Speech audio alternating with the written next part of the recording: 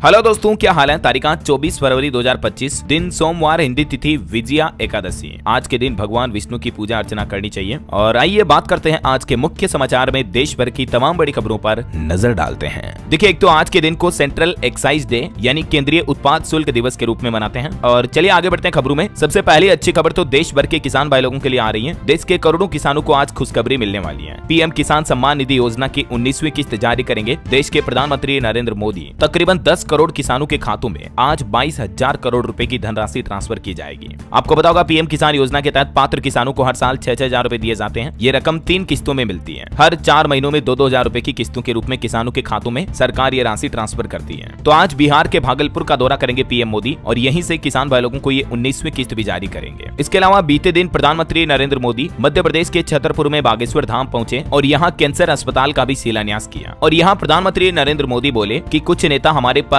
और परंपरा को गाली देते हैं। उन्होंने कहा कि मैंने पर्ची निकाली, धीरेन्द्र शास्त्री की मां के मन में इनके ब्याह की बात चल रही है। ये कुछ मजाकिया अंदाज में बातें चिते भी हुई। बागेश्वर धाम के पंडित धीरेन्द्र कृष्ण शास्त्री ने पीएम मोदी को माला और अंग वस्त्र पहनाकर उनका स्वागत भी किया। यहाँ से प्रधानमंत्री ने महाकुंभ के आलोचकों पर भी निशाना साधा और बोले कि गुलामी की मानसिकता में फंसे हैं कई लोग। हिंदू धर्म पर हमला करने वाले लोग हमेशा से रहे हैं और उनका उद्देश्य समाज को विभाजित करना है। वहीं पीएम मोदी ने अपने नेताओं, एमपी, एमएलए को भी कहा कि घमंड से दूर रहें, व्यवहार में विनम्र रहें और काम में नवाचार करें, लोगों की सेवा करें। और इस उद्घाटन के बाद बागेश्वर धाम से पीएम मोदी मध्य प्रदेश भोपाल में पहुंचे। यहां आज ग्लोबल इन्वेस्टर समिट का उद्घाटन भी करेंगे। 2 दिन तक चलेगा ये समिट, 24 और 25 फरवरी को। इस दौरान मध्य प्रदेश में देश दुनिया के कई उद्योगपति इन्वेस्टमेंट भी करेंगे, है ना। वहीं बीते दिन पीएम मोदी ने मन की बात कार्यक्रम भी आयोजित किया। इस दौरान उन्होंने सबसे पहले तो देश भर के स्टूडेंट, छात्र छात्राओं को यानी एग्जाम वॉरियर्स को शुभकामनाएं दी और देश के छात्रों से पीएम बोले कि सकारात्मक सोच के साथ दे परीक्षा। और मन की बात में पीएम मोदी ने माताओं बहनों के लिए बड़ी घोषणा की। सबसे पहले तो नारी शक्ति को नमन करते हुए पीएम बोले कि इस बार 8 मार्च को मेरा सोशल प्लेटफॉर्म महिलाएं संभालेगी। पीएम मोदी ये अनोखी पहल करने जा रहे हैं 8 मार्च को, क्योंकि अंतर्राष्ट्रीय महिला दिवस है। तो इस खास मौके पर पीएम मोदी एक दिन के लिए देश की महिलाओं, माताओं, बहनों को सौंपेंगे अपने सारे social media account, Twitter, Facebook, YouTube वगैरह सब कुछ। पीएम बोले कि कुछ इंस्पायरिंग वुमेन को एक दिन के लिए ये अकाउंट सौंपने जा रहा हूँ मेरे। खेलों को लेकर भी पीएम मोदी ने कहा कि हर तरफ क्रिकेट की बात होती है। भारत की स्पेस में सेंचुरी भी लगी। भारतीय अंतरिक्ष एजेंसी इसरो का दायरा भी बढ़ा है। इसरो के शतक से देश का गौरव भी बढ़ा। तो इन कुछ बातों का जिक्र किया पीएम मोदी ने मन की बात में। और देश में मोटापा, ओबेसिटी भी काफी बढ़ रही है। इस बात का भी जिक्र करते हुए देशवासियों को एक नया चैलेंज दिया।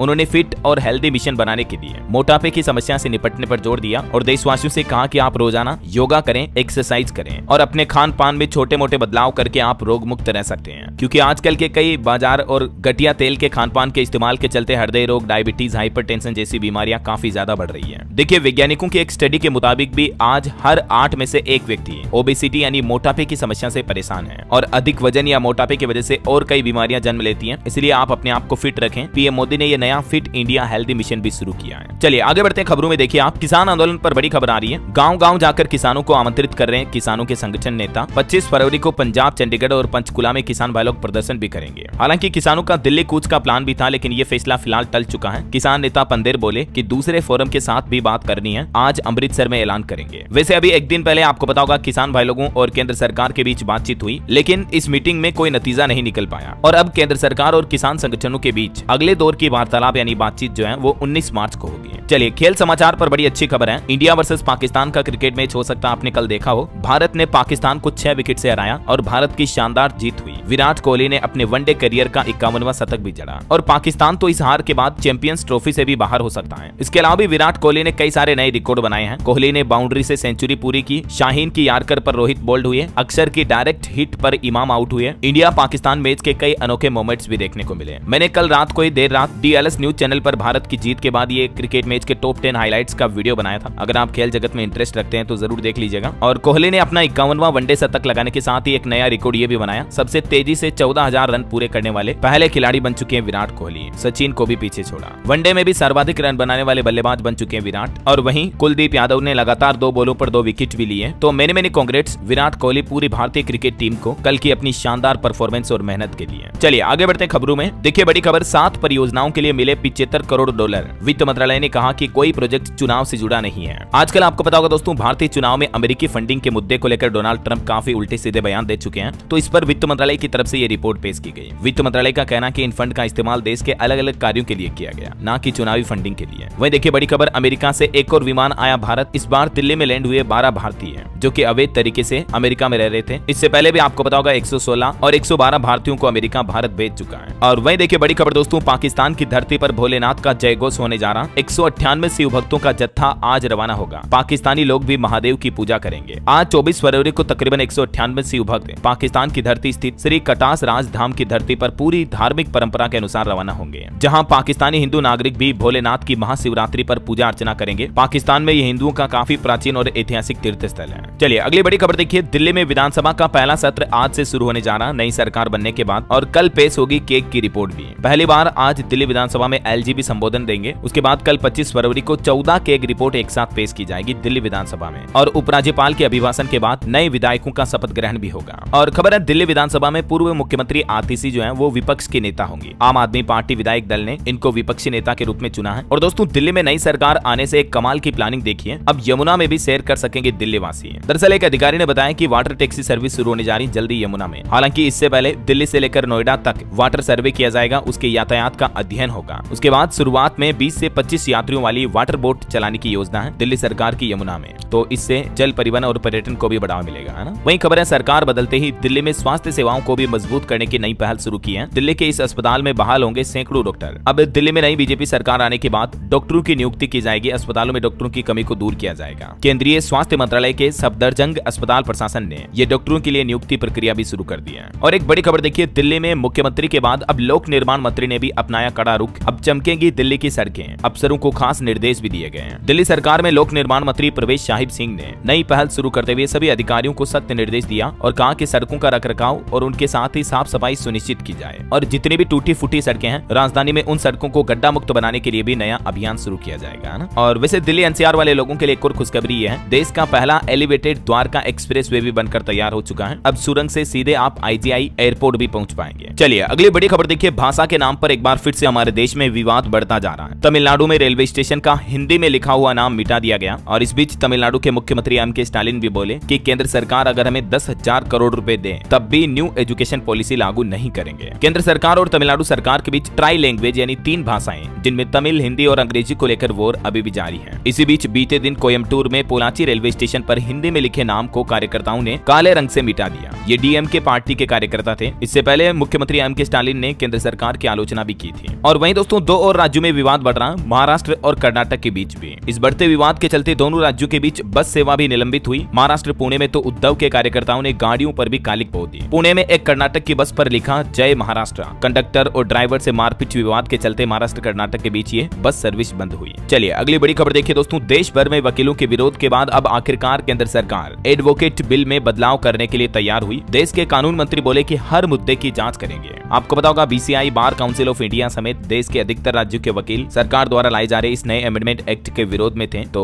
अब सरकार ने इस एडवोकेट बिल 2025 में कुछ बदलाव करने पर सहमति जताई है। और वहीं खबर देखिए, प्रधानमंत्री नरेंद्र मोदी ने मध्य प्रदेश के बीजेपी विधायक, सांसद और पदाधिकारियों से सवाल जवाब किए, उनके साथ मीटिंग भी की। और मजाकिया अंदाज में PM ने पूछा कि सोशल मीडिया पर किसके 1 करोड़ फॉलोवर्स हैं, तो नहीं मिला जवाब। MP के भाजपा विधायक सांसदों को पर्सनैलिटी डेवलपमेंट के टिप्स भी दिए PM मोदी ने मंत्री विधायकों के बीच तकरीबन 2.25 घंटे तक चर्चा की, विकास कार्य करने की नसीहत भी दी। चलिए बड़ी खबर देखिए, हमारे भारत के सेनाध्यक्ष जनरल उपेंद्र द्विवेदी फ्रांस की 4 दिन की राजकीय यात्रा पर रवाना हुए। अब ये 27 फरवरी तक फ्रांस में रहेंगे। इस यात्रा का लक्ष्य है भारत और फ्रांस के बीच रक्षा सहयोग को मजबूत करना। वहीं खबर देखिए, सरकार के स्वास्थ्य मंत्रालय की पहल, स्वास्थ्य और परिवार कल्याण मंत्रालय के 100 दिन के टीबी उन्मूलन अभियान में 5 लाख से भी ज्यादा टीबी मरीजों का पता चला है। बीते 100 दिन में, मतलब देश भर के अलग अलग राज्यों में जांच में ये डेटा सामने आया। वहीं खबर है 58,104 करोड़ रुपए के टैक्स योगदान के साथ अदानी समूह ने जारी की टैक्स ट्रांसपेरेंसी रिपोर्ट भी। मतलब बीते साल वित्त वर्ष में अदानी समूह की लिस्टिंग कंपनी की ओर से 58,104 करोड़ रुपए का टैक्स पे किया गया। चलिए सुप्रीम कोर्ट का एक बड़ा फैसला देखिए, भ्रष्टाचार निवारण कानून में हर केस की प्रारंभिक जांच करना अनिवार्य नहीं है। एक आरोपी के अधिकार पर सुप्रीम कोर्ट ने अहम टिप्पणी करते हुए कहा कि भ्रष्टाचार निवारण कानून के तहत हर मामले की प्रारंभिक जांच करना कोई जरूरी नहीं है। सुप्रीम कोर्ट ने यह भी साफ कर दिया कि प्रारंभिक जांच की मांग आरोपी का निहित अधिकार नहीं है। और वहीं खबर देखिए, हमारे विदेश मंत्री डॉक्टर एस जयशंकर के साथ दुनिया के 45 देशों के राजदूत पहुंचे सारनाथ। यहाँ भगवान बुद्ध के जीवन को समझा। सारनाथ जो कि भगवान बुद्ध की प्रथम उपदेश स्थली रही है, तो यहाँ उनके स्मारकों के इतिहास और बुद्ध के जीवन से रूबरू हुए दुनिया भर के कई देशों के राजदूत। बहरहाल अभी तो कुछ और महत्वपूर्ण और काम की खबरें देखेंगे दोस्तों अपन, लेकिन फिलहाल वक्त तो चला है आज के ताजा मौसम समाचार जानने का। और हाँ, आपको याद दिला दूं, अगर आप DLS न्यूज चैनल पर पहली बार आए हैं और चैनल से अभी तक जुड़े नहीं हो दोस्तों, तो जुड़ जाइए। चैनल चैनल को सब्सक्राइब करके बेल आइकन जरूर दबा दीजिएगा और इस वीडियो पर एक लाइक और शेयर भी जरूर कर देना, ताकि आपको रोजाना की ताजा खबरें, महत्वपूर्ण मुख्य समाचार, काम के न्यूज अपडेट सबसे पहले आपके मोबाइल पर मिलते रहेंगे। ओके, और चलिए बिना टाइम वेस्ट किए सीधा आगे बढ़ते हैं मौसम अपडेट में। तो देखिए दोस्तों, उत्तर भारत में मौसम का मिजाज फिर से बदलेगा। उत्तर प्रदेश, राजस्थान समेत देश के 15 राज्यों में फिर से बारिश के आसार हैं। अगले 24 घंटों के दौरान 15 राज्यों में बारिश की चेतावनी। मध्य प्रदेश में रात की ठंड बढ़ी, राजस्थान में भी पारा 10 डिग्री से फिर से नीचे पहुंचा। उत्तराखंड और हिमाचल में भी 2 दिन बाद बर्फबारी की चेतावनी है। और भी कुछ अलग अलग राज्यों के मौसम अपडेट देखिए आप। मध्य प्रदेश में भोपाल, ग्वालियर संभाग में भी तापमान में गिरावट हुई, 2-3 डिग्री और गिरेगा पारा। राजस्थान में भी मानो फिर से ठंड लौटी। इस महीने फरवरी के आखिरी में बदलेगा मौसम और राजस्थान के कुछ जिलों में बारिश की भी संभावना है। हालांकि 25 तारीख के बाद तापमान बढ़ने लगेगा कल से ही। और झारखंड में भी देखिए रांची, संथाल और कोलान में बारिश हुई। बंगाल से लेकर आंध्र प्रदेश तक गुजरा रहा टर्फ। दोपहर बाद बारिश की चेतावनी है आज भी, कल से फिर मौसम साफ होगा। इधर हिमाचल प्रदेश में भी फिर से बर्फबारी का अलर्ट है। कल से एक नया वेस्टर्न डिस्टर्बेंस सक्रिय होगा। और भी अगले 24 घंटों के दौरान मौसम की संभावित गतिविधियां क्या रह सकती हैं, इस बाबत जानकारी आप देख सकते हैं स्क्रीन पर। और वैसे दोस्तों, इस साल गर्मी को लेकर भी मौसम विभाग ने एक रिपोर्ट जारी की है, जिसके मुताबिक 3 महीने पड़ेगी अधिक गर्मी, सूखा और लू जैसी घटनाएं इस साल बढ़ेगी। विश्व मौसम संगठन के मुताबिक इस बढ़ती गर्मी का असर किसानों की फसलों पर भी देखने को मिलेगा। WMO यानी विश्व मौसम संगठन की तरफ से जारी लेटेस्ट बुलेटिन के मुताबिक इस साल तेज गर्मी पड़ेगी, सूखा, लू, भारी बारिश जैसी मौसमी घटनाएं और बढ़ सकती हैं। इस वजह से बाढ़, बीमारियां और कीटों के हमले भी बढ़ेंगे, तो फसलों की पैदावार और गुणवत्ता पर भी असर पड़ेगा। चलिए मौसम के बाद कुछ मार्केट अपडेट्स पर नजर डाल लेते हैं। देखिए, शेयर बाजार में इस सप्ताह उतार चढ़ाव का अनुमान रहेगा। भारत अमेरिका के GDP आंकड़ों से लेकर FII, DII फ्लो तक कई सारे फैक्टर्स बाजार की चाल तय करेंगे। और बीते कुछ दिनों से जो स्टॉक मार्केट में गिरावट आ रही, इस वजह से हमारे देश की टॉप 10 कंपनियों में से 8 की वैल्यू लगभग 1.5 लाख करोड़ रुपए तक गिरी है, जिनमें TCS टॉप लूजर रही। इसकी वैल्यू 53,186 करोड़ कम हुई। स्टॉक मार्केट में गिरावट के पीछे एक बड़ी वजह यह भी है कि इस महीने फरवरी में ही शेयर बाजार से 23,710 करोड़ रुपए निकाल लिए हैं विदेशी निवेशकों ने। FPI यानी फॉरेन पोर्टफोलियो इन्वेस्टर्स के द्वारा ये भारतीय स्टॉक मार्केट से पैसे निकाले जा रहे हैं। इसी वजह से इंडियन स्टॉक मार्केट में लगातार गिरावट आ रही है। वहीं खबर है, सेबी ने एक्सिस सिक्योरिटीज पर 10 लाख रुपए का जुर्माना लगाया। 45 दिन के अंदर जुर्माना भरने का आदेश दिया। स्टॉक ब्रोकर रूल्स और रेगुलेटरी नॉर्म्स का उल्लंघन करने के चलते सेबी ने यह कार्रवाई की है। और दोस्तों, भारत में IPO को लेकर भी एक रिपोर्ट सामने आ रही है कि बीते साल 2024 में IPO मार्केट का लीडर बना हमारा भारत। दुनिया भर में आए इश्यू में से 23% हिस्सेदारी इंडिया की रही। मतलब दुनिया भर में जितनी कंपनियों के IPO आए ना, उनमें से 23% IPO तो सिर्फ इंडिया में लिस्ट हुए। टोटल 268 IPO के जरिए भारतीय शेयर बाजार में 2024 में 19.5 अरब डॉलर जुटाए गए। ओके, और चलिए मार्केट के बाद आगे बढ़ते हैं खबरों में। देखिए दोस्तों, श्रीलंकाई नौसेना ने 32 भारतीय मछुआरों को गिरफ्तार किया। और इस बीच तमिलनाडु के मुख्यमंत्री M.K. स्टालिन ने हमारे विदेश मंत्री डॉक्टर S. जयशंकर को पत्र लिखकर इस समस्या का जल्द समाधान करने का आह्वान भी किया, क्योंकि ये मछुआरे तमिलनाडु से थे ज्यादातर। और बड़ी खबर आ रही, शक्तिशाली रडार की तैनाती कर हवाई रक्षा क्षमताएं बढ़ाएगी हमारी भारतीय सेना। इस नए मिसाइल सिस्टम को भी शामिल करने की तैयारी की जा रही है। आर्मी एयर डिफेंस कोर के पास L-70,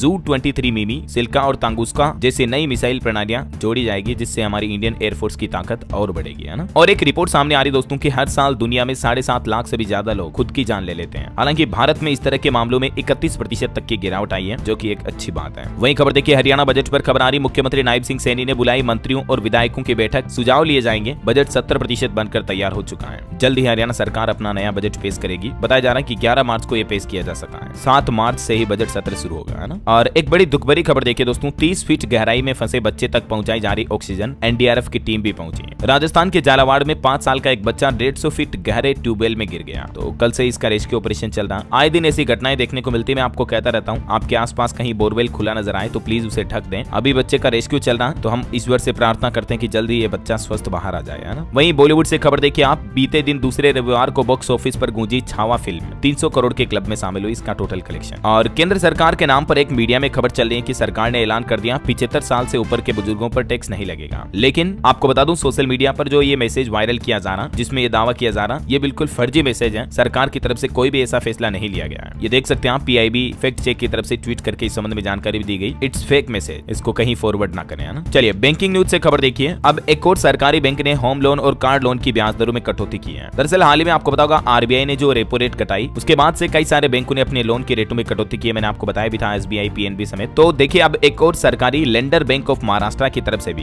home loan, car loan पर 0.25% तक की कटौती की गई है। तो इस बैंक से भी अब आपको लोन लेना सस्ता पड़ेगा। और वहीं दोस्तों, मोबाइल सिम कार्ड को लेकर भी 1 अप्रैल से कुछ नए नियम लागू होने जा रहे हैं, जिसके तहत अब 1 अप्रैल से नहीं बिक पाएगी आसानी से सिम कार्ड। सरकार ने सिम कार्ड बेचने वाले डीलर्स के लिए कुछ नए नियम लागू करने का फैसला किया है। और इस नए नियम के मुताबिक दोस्तों, अब सिम कार्ड बेचने वाले जो सिम डीलर्स होते हैं, उनको अपना बायोमेट्रिक वेरिफिकेशन करना अनिवार्य होगा। सरकार सरकार का कहना है कि लगातार बढ़ रहे ऑनलाइन फ्रॉड और फर्जी सिम कार्ड के स्कैम को रोकने के लिए ये बड़ा कदम उठाया जा रहा है। 31 मार्च 2025 तक का टाइम है, तब तक सभी सिम सेलर्स डीलर को अपना बायोमेट्रिक वेरिफिकेशन सरकार के पास करना होगा, अन्यथा 1 अप्रैल 2025 के बाद उनको सिम कार्ड की बिक्री करने की इजाजत नहीं होगी, है ना। DOT यानी डिपार्टमेंट ऑफ टेलीकम्युनिकेशन की तरफ से इस संबंध में सभी मोबाइल ऑपरेटर्स और टेलीकॉम कंपनियों को निर्देश भी जारी कर दिए हैं। चलिए अगली खबर देखिए। बिजनेस समिट से पहले ही असम सरकार ने 1.25 लाख करोड़ रुपए के निवेश प्रस्तावों को मंजूरी दी। अच्छी बात यह कि इससे असम राज्य में रोजगार के अवसर भी बढ़ेंगे, नई विकास डेवलपमेंट इंफ्रास्ट्रक्चर बढ़ेंगे, तो है ना। वही देखिए, देश में चल रहे भाषा विवाद पर RSS के एक पदाधिकारी का कहना है कि सभी भाषाएं राष्ट्रीय हैं, राज्य अपनी भाषा को भी बढ़ावा दे। तमिलनाडु में जो न्यू एजुकेशन पॉलिसी और भाषा विवाद चल रहा, इस बीच RSS अधिकारी ने ये बयान दिया है। और भूकंप पर एक बड़ी खबर आ रही दोस्तों। हिमाचल प्रदेश के मंडी में भूकंप के झटके महसूस हुए, डर के मारे लोग बाग घरों से बाहर निकल आए।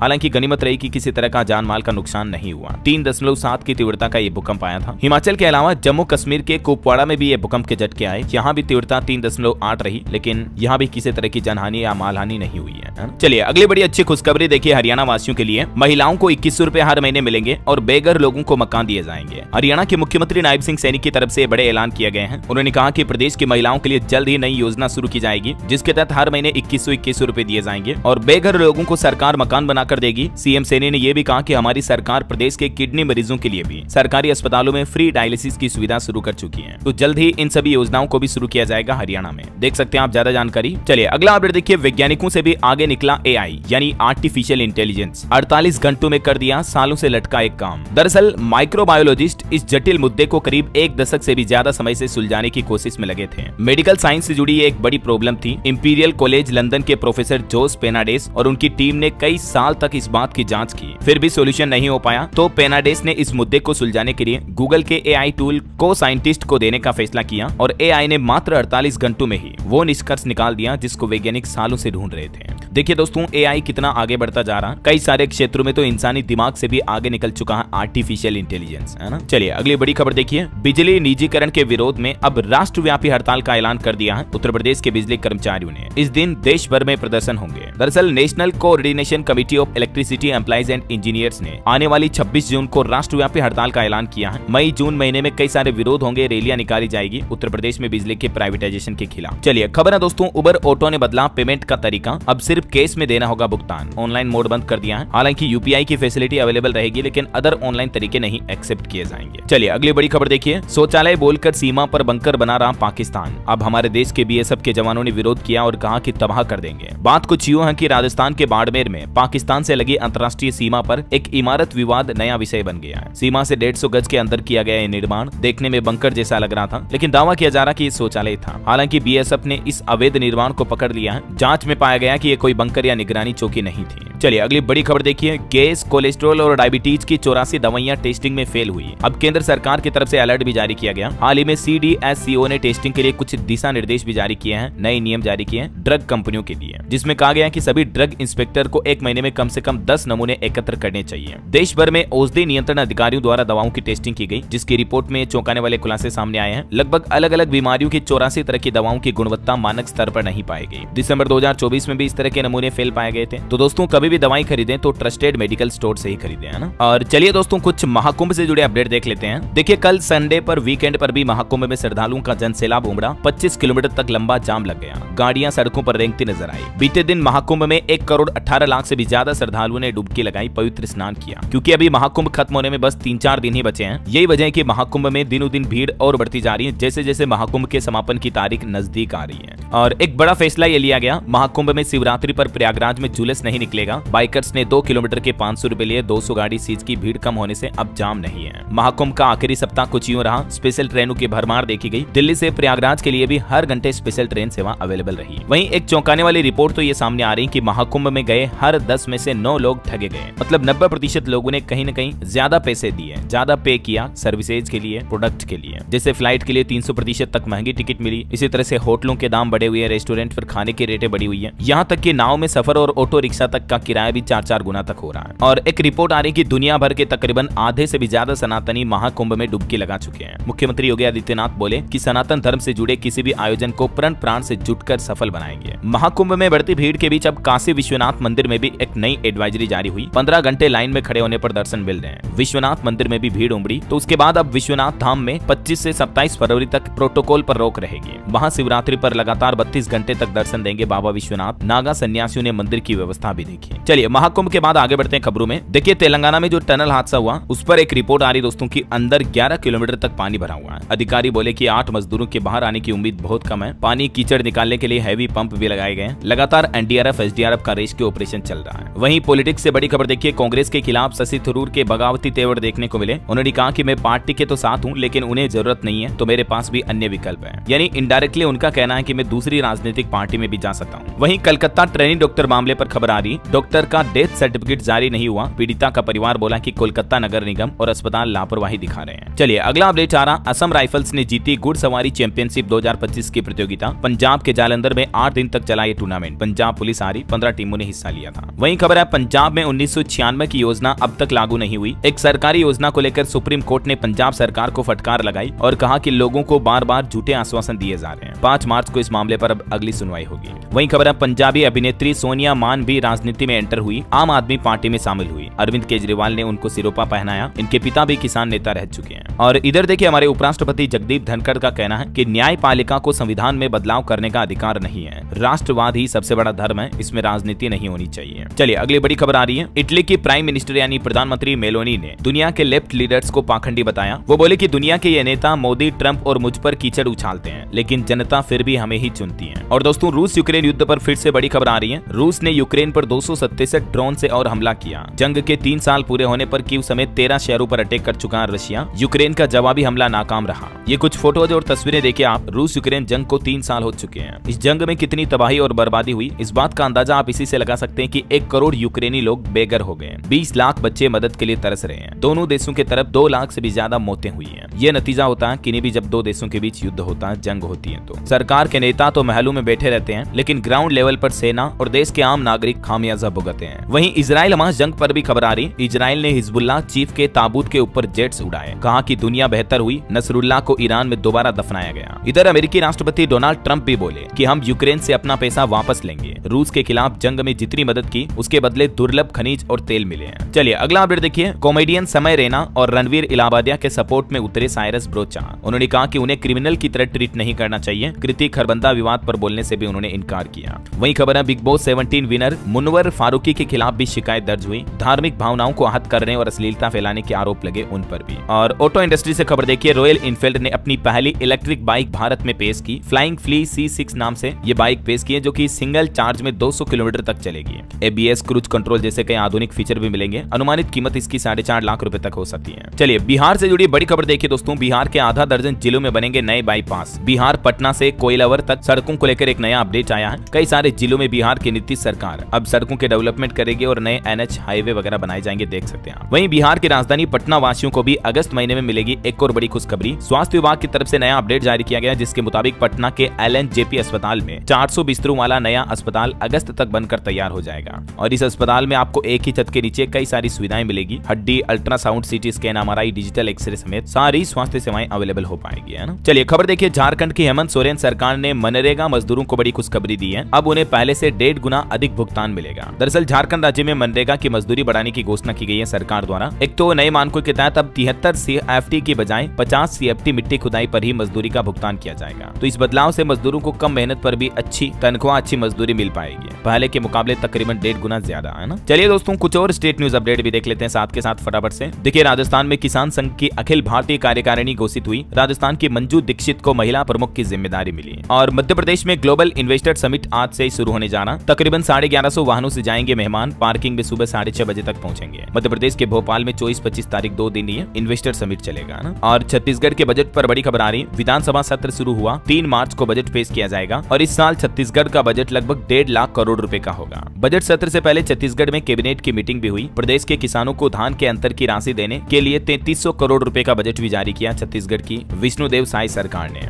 और स्टाम्प ड्यूटी संशोधन समेत 4 विधेयक भी मंजूर हुए। और भी छत्तीसगढ़ कैबिनेट में लिए गए कुछ बड़े फैसलों की जानकारी आप देख सकते हैं स्क्रीन पर। एक फैसला ये भी लिया गया, IFS को भी PCC ऐप के बराबर सैलरी दी जाएगी। बाकी कुछ और फैसलों की ये लिस्ट आप देख सकते हैं पूरी स्क्रीन पर डिटेल, थोड़ा सा वीडियो को पॉज करके, है ना। चलिए यूपी से बड़ी खबर देखिए। आगरा पहुंचने पर अखिलेश यादव ने योगी को याद दिलाया होमवर्क। मुख्यमंत्री बोले टेक्नोलॉजी से खो गए 28,000 लोगों को घर वालों से मिलाया। वहीं खबर है बिहार का पहला समर्थ ट्रेनिंग सेंटर बेगूसराय में शुरू हुआ। गिरिराज सिंह ने कहा कि मौन क्रांति की ध्वजवाहिका है जीविका दीदी। और बिहार में बिजली कर्मचारी भी आंदोलन कर रहे हैं। 27 फरवरी को पटना में महाधरना होगा। 8 सूत्री मांगों को लेकर विद्युत आपूर्ति का बहिष्कार करने की भी चेतावनी दी है बिहार की नीतीश सरकार को। बिहार में state progressive electric works union ने अपनी मांगों को लेकर ये बड़ा आंदोलन करने का फैसला किया है। 26-27 फरवरी को ये आंदोलन और जुलूस निकालेंगे। वहीं खबर है दोस्तों, बिहार झारखंड को जोड़ेगा 21.5 किलोमीटर लंबा गंगा पुल 2000 करोड़ की लागत से बन रहा मनिहारी साहिबगंज पुल 2026 तक बनकर तैयार हो गए। और खबर है हरियाणा में निकाय चुनाव को लेकर कांग्रेस ने 4 पन्ने का घोषणा पत्र जारी किया, जिसमें एक तो महिलाओं युवाओं के लिए ओपन जिम शुरू करने की घोषणा की है। 3 दिन में नो ड्यूज सर्टिफिकेट देंगे और भी महिलाओं के लिए ये 3 बड़े वादे किए गए।